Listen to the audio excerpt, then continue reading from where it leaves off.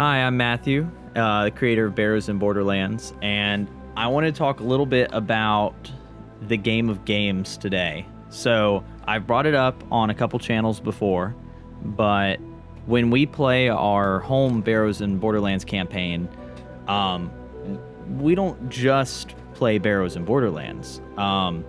We will sometimes, because we're gamers, we want to play other board games. We like mini games.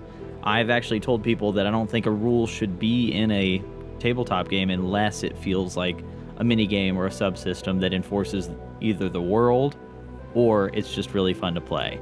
So I was going to talk a little bit about a couple of the board games and other games that we use in our home campaign to create that game of games feel. I'll have two of these videos. One of them is going to be about the board games, and another is going to be about some other rule systems that we use at the table. So this isn't all the board games we play. That video would be way too long. But I thought I would just bring up a few of my favorites or the ones that we play the most as of recent. So the first one is Chainmail. So this one's pretty obvious. I use it for mass combat. I also use it for 0 level characters. So if we're ever doing, you're just some random guy with a weapon or you're just a soldier, we'll use the man-to-man rules from Chainmail for that instead. I'm not going to go over how to play all these games. Purple Druid does a great video on how to play Chainmail, WargameCulture, so go check that out. And Chainmail's pretty easy to find. It's on DriveThruRPG. You can get the 3rd edition. It has the fantasy rules in it too. The next game is Dungeon. So I got to play Dungeon with Dave Megarry, the creator, and he made this board game whenever he was playing with Dave Arneson, and he noticed that Dave was refereeing all the time, and he wanted to make a game that didn't need a referee and was easy to jump into and just play. And so he came up with the Dungeon board game. And the way the game works is you pick either a fighting man as a hero, a superhero, or you play as a magic user or an elf. Gary Gygax actually came up with some alternative character types as he went along. So later on in Dragon Magazine and Strategic Review, he was adding things like a cleric and some more magic items and new monsters and whatever. But this is an abstractified dungeon. So what we will do is we will lay out the boards before a game starts, or if we're just hanging out and we want to play a board game, and I'll say, do you want to take your character in the dungeon?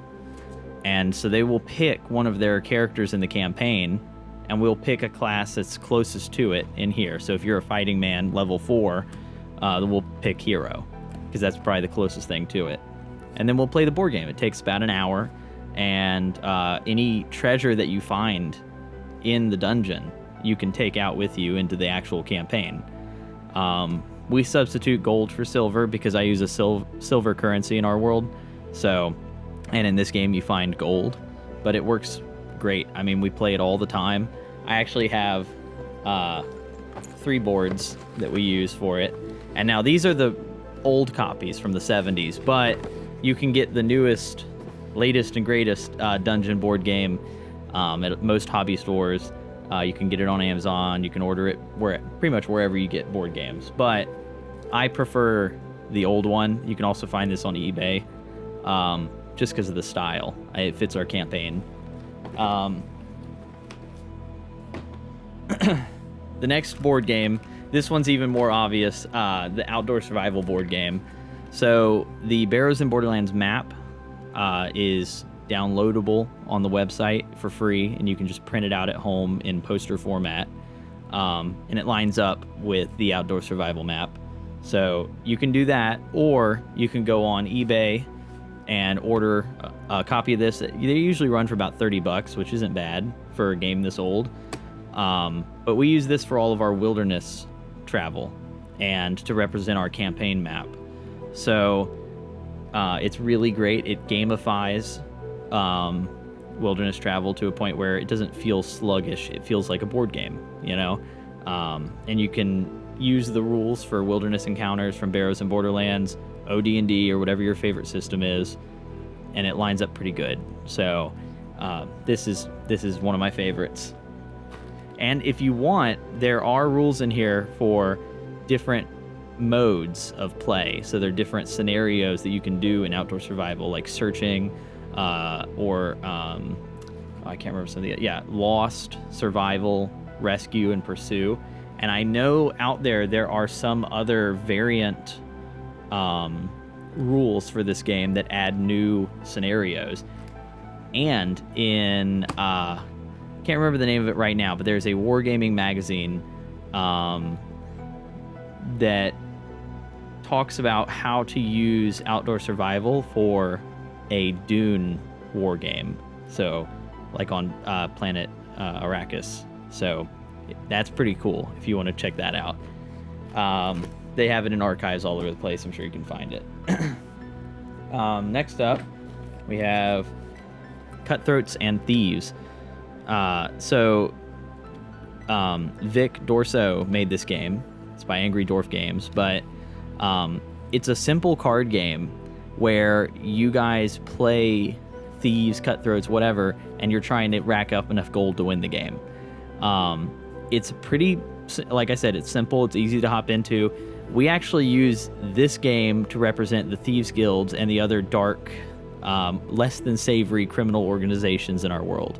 So what we will do, especially in New Alexandria, which is the big city in our world, each of us will take one of the factions. So one person's playing the Thieves Guild specifically, maybe another person's just playing one of the mob bosses, or the Assassins Guild, and all these other people. And whoever wins the game, it raises their faction as far as that faction's reputation goes in the world. So every time we play this, it changes the game world and updates it. It's a really fun game too. Vic did a great job. I picked this up whenever I was at DaveCon. So this is one of the newer ones to my collection, but it's been fun to play it. Next up, we have, let's see, Cosmic Encounters. So I have the old version of this one too. You can get the new ones, or the newer ones, pretty easily on eBay. But Harmony Ginger actually showed me this game at DaveCon as well, and I felt it's really fun. It's actually the inspiration for the Magic the Gathering card game. You play as space aliens, and in there you have cards, and it's, you know, you're trying to conquer at least 5 planets and make settlements on them. It's easy to hop into. It takes like an hour to play the game. It's not really bad. And we actually use this to represent the alien factions in my campaign. So up in the stars, there's things going on that people down on the planet don't really know are happening, but we use this to simulate that. And it's, you know, the whole thing is just an excuse to get to play a fun game. Thank you, Harmony, for showing me this game. It's been a lot of fun. My players love it. So, and for a matter of time, I'll just do one more for now. I might make a few of these videos and talk about the game of games and how to really get into that. But the last one I've got is one that I haven't played yet, but I want to try out. It's called Pentantastar. So David Megarry gave me this one too. And this one is really, really fun. So the whole idea, or it sounds fun, I guess I should say, but we're still wanting to play it out. It's kind of a war game. It's a East versus West situation, and you're trying to win either through military might, magic, or trying to gain this magical relic called the Pentantastar, and it'll give your side some advantages and possibly win you the game. But I am planning on trying to incorporate this in the war between Malorez and Erden. So I have 2 countries in my world, one representing the forces of man without magic, and one is ruled by the Sorcerer King. And I'm not going to get into all that lore right now, but I thought this would be really fun to try out in that system. So yeah, that's what I've got for today. You can find most of these board games quite easily. But the main point is when you're playing your campaign, you don't have to have everything be a subsystem of one role-playing game or one tabletop game. You can incorporate other games into the main game. Maybe you guys want to spend the afternoon board gaming with something different. And maybe you still want it to tie back to your campaign world, and you can. So this just kind of adds into our play style, the way we do our game. We like playing different systems. We like playing different board games.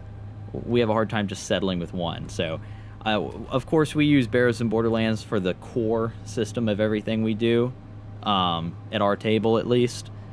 But these games help build out your campaign world, your setting. And if we're all being honest, all of this is just an excuse to play games with your friends. So any way that we can make that happen is what we do. So that's all I've got for this one. I'll be making, like I said, another one about some of the other role-playing games that we use. But y'all have a good one, and I'll talk to y'all later.